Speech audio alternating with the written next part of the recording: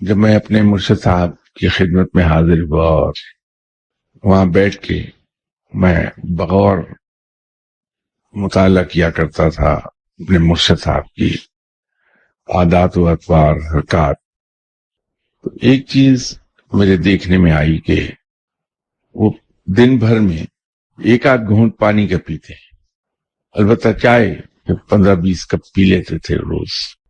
رمضان آیا تو ان دنوں گرمی کے روزے تھے، میں نے یہ دیکھا کہ وہ مئی جون کے روزے ہیں، تو جب افطار ہوئی انہوں نے ایگزیکٹ 2 چمچ چھوٹے ٹی سپون وہ فروٹ چاٹ کے لیے اور 2 ہی چمچ چنوں کے کھائے، اور اس کے بعد 2 گھونٹ پانی وہ پیا، اس کے بعد چائے بنا کے چائے پی لی، بات ختم ہو گئی۔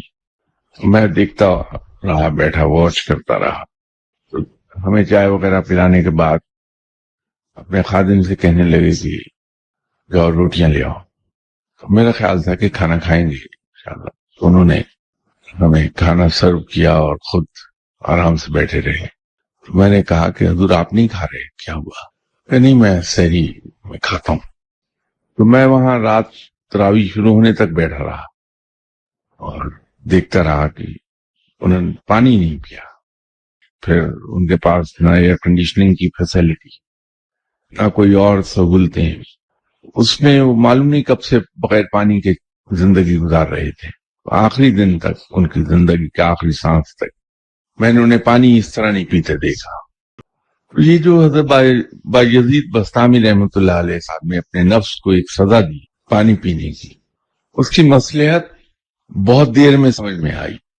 انسان جب پانی زیادہ پیتا ہے تو انسان میں سستی اور کاہلی بہت آتی، اور پانی زیادہ پینے سے نیند بہت آتی ہے۔